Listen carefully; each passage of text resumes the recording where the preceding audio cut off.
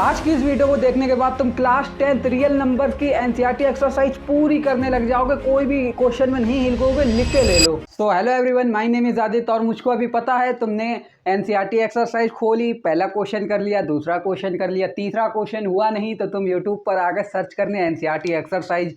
तुमने मेरी वीडियो पर क्लिक करा, मुझको पता है तुम भी ऐसा करते हो, मैं भी ऐसा करता हूँ, हर स्टूडेंट ऐसा करता है, क्योंकि एनसीईआरटी में दो क्वेश्चन एक जैसे होते हैं, तीसरे वाले में कॉन्सेप्ट ही कुछ अलग होता है ना। तो आज की इस वीडियो में ऐसे ही जो कॉन्सेप्ट वाले क्वेश्चन होते हैं ये सारे करवाऊंगा, साथ ही साथ एनसीईआरटी के जो मोस्ट इंपॉर्टेंट क्वेश्चन होते हैं जो कि पेपर में आते हैं और प्रीवियस ईयर क्वेश्चन पेपर में आए हैं, वो सारे क्वेश्चन बताऊंगा। सो वीडियो एंड तक देखना। चलो वीडियो स्टार्ट करते हैं। सो हम लोग आ गए हैं एनसीईआरटी एक्सरसाइज 1.1 पर, जिसका है क्वेश्चन 1। क्वेश्चन 1 क्या कहता है? Express each number as a product of its prime factor.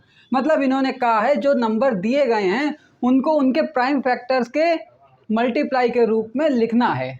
कैसे? समझ नहीं आया? चलो बता दूं। देखो ये फर्स्ट क्वेश्चन जो है ये है 140। तो इसका क्या करना है, ये जो तुम बचपन से करते आ रहे हो ना, ऐसे लाइन करनी होती, फिर ऐसे करो, फिर 2 से ये गया 2 7 या 14 और 0 का 0 आ गया, फिर ये 2 से गया 2 2 3 जा 6 और 1 यहाँ आ गया, 2 5 जा 10।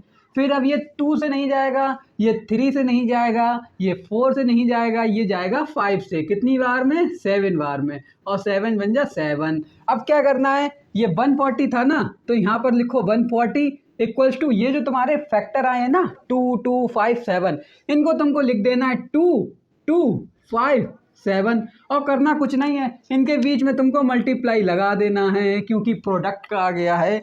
मैथ्स की भाषा में मल्टीप्लाई को इंग्लिश में प्रोडक्ट कहते हैं। ये प्रोडक्ट का मतलब मल्टीप्लाई ही होता है बच्चा, समझे?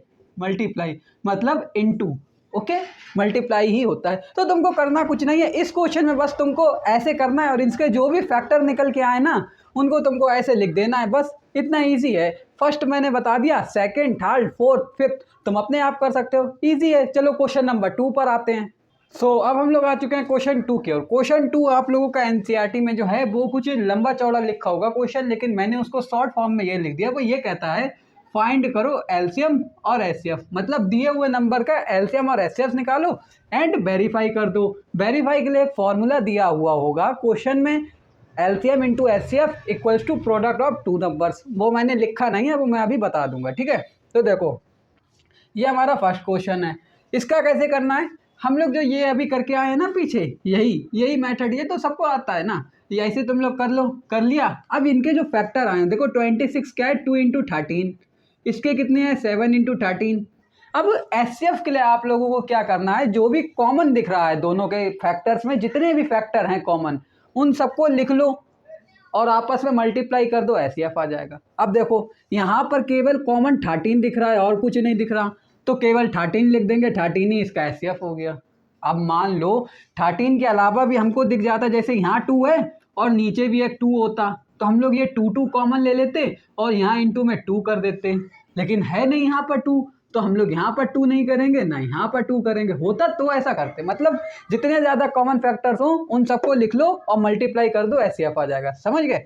एलसीएम के लिए क्या करना है, जो एचसीएफ निकाला है ना वही पहले लिख दो और उसके बाद बचे हुए जितने भी नंबर्स हैं उनको लिख दो। जैसे एचसीएफ हम लोगों ने 13 निकाला, इसको हमने लिख लिया। अब बचे हुए नंबर कौन से हैं? 2 और 7, 2 लिख दो इंटू 7 लिख दो। ये 13 मत लिखना, इन पे देखो जब भी तुम एचसीएफ निकालो तो ऐसे गोला कर देना, जो भी नंबर्स तुम्हारे हों कॉमन उनको गोला कर देना, उनको पहले लिख लेना, उसके बाद तुम बचे हुए नंबर्स लिख लेना। ये नहीं, तुम गोला नहीं करोगे तो तुम भूल जाओगे, तुम कहीं धोखे में ये नंबर भी लिख लो तो गलत हो जाएगा। मतलब जो एचसीएफ निकाला पहले वो लिख लो, फिर बचे हुए जितने नंबर्स हैं उनको लिख दो, ईजी, ठीक है? अब यहाँ देखो 13 2 कितना हो गया, 13 2 हो गया 26, 26 इंटू 7 कितना हुआ, 26 इंटू 7, 6 7 जा 42, 4 18, 180 82, 182, ये हमारा आ गया एलसीएम।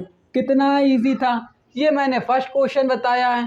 अब इसका वेरीफाई, अब देखो एक बात याद रखना, कोई भी मैथ्स में सवाल करते हो ना, अब तुम्हें चेक करना है मेरा आंसर सही है या गलत, तो कैसे कर सकते हो मैं बताऊं। देखो तुम्हें दो नंबर दिए हैं ना, ये दो दिए हैं 26 और 91, इन दोनों का तुम मल्टीप्लाई करो, पहले मल्टीप्लाई करो फिर बताऊं। देखो मल्टीप्लाई करोगे 91 का और 26 का तो कितना आएगा, 6 1 जा 6, 9 6 जा 54 इंटू 2 1 ज़ा 2, 9 2 ज़ा 18, 6 6 8 5 13 और 1 यहाँ हो गया 2, हमारा आया 2366। ठीक है, इन दोनों का मल्टीप्लाई पर आया 2366।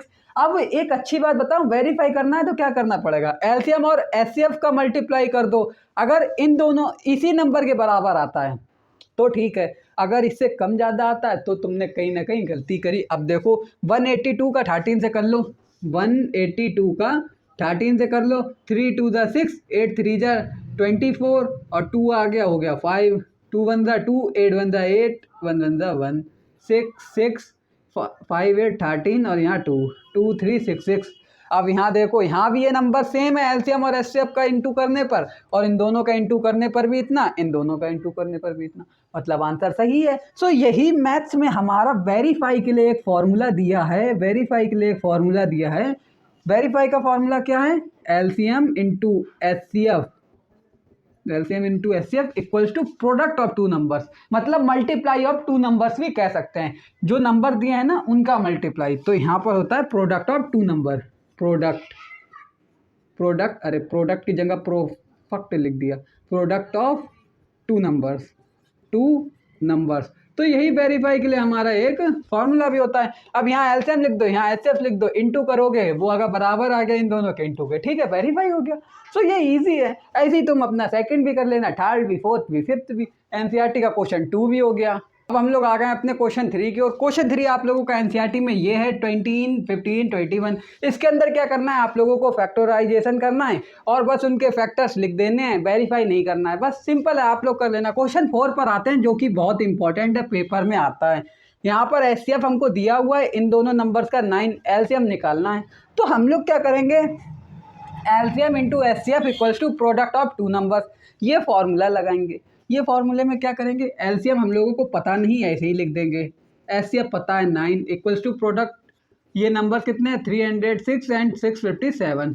अब क्या करना, ये 9 इंटू में है, इसको यहाँ ले जाएंगे, डिवाइड में आ जाएगा। ये चीज़ तुम याद रखना, अगर मल्टीप्लाई में कोई नंबर है बराबर के उधर गया, डिवाइड में आ गया, डिवाइड में कोई नंबर है बराबर के उधर गया, मल्टीप्लाई में हो गया, ओके। और यहाँ पर ये हमारा हो जाएगा 306 इंटू 657 अपॉन 9। अब 9 से देखो, अगर ये 306 को काटें तो ये कट जाएगा, ये कट जाएगा कैसे, 9 3 जा 27 और 3 यहाँ हो गया, 9 4 जा 36। तो ये हमारा हो गया एलसीएम इक्वल्स टू 34 इंटू 657। अब 657 का 34 में कर लो, कितना हो गया, 7 4 जा 28, 2 की हासिल लग गई, 22, 2 की हासिल लग गई, 6 4 जा 24 और 24, अरे यहाँ पर 5 3 जा 15 हुआ, 7 4 जा 28 और यहाँ हो गया 7 4 जा 28, 2 की हासिल लग गई, यहाँ 17 होना चाहिए, हाँ 17 और 1 यहाँ लग गया 18। अरे यार रुको, हाँ 7 4 जा 28, 2 की हासिल लग गई, 7 4 जा 20 और 22 हो गया, 2 की हासिल लग गई, 24 26 हो गया, 7 3 जा 21, 2 की हासिल लग गई, 17 1 की हासिल लग गई, 19 हो गया, 8 3 6 7 कितने हो गए 13 और 1 12 और 2। ये हमारा आंसर आ गया, एलसीएम इक्वल्स टू 22338। सो ऐसे हम लोगों को पेपर में क्वेश्चन आएंगे एमसीक्यू में, या फिर आप लोगों के आएंगे 2-3 नंबर्स में, ठीक है। सो आज ये था question 4, question 5, question 6। Next video में पढ़ाऊंगा। अगर आप लोगों को भी देखनी है वो वीडियो कहाँ मिलेगी, तो डिस्क्रिप्शन में प्लेलिस्ट की लिंक है, जाकर देख लो। अगर वहाँ पर भी ना मिले तो चैनल में जाना, प्लेलिस्ट पर जाना और प्लेलिस्ट में देख लेना, रियल नंबर चैप्टर के नाम से प्लेलिस्ट है, वहाँ पर जाकर देख लेना। मिलते हैं नेक्स्ट वीडियो में, तब तक के लिए बाय।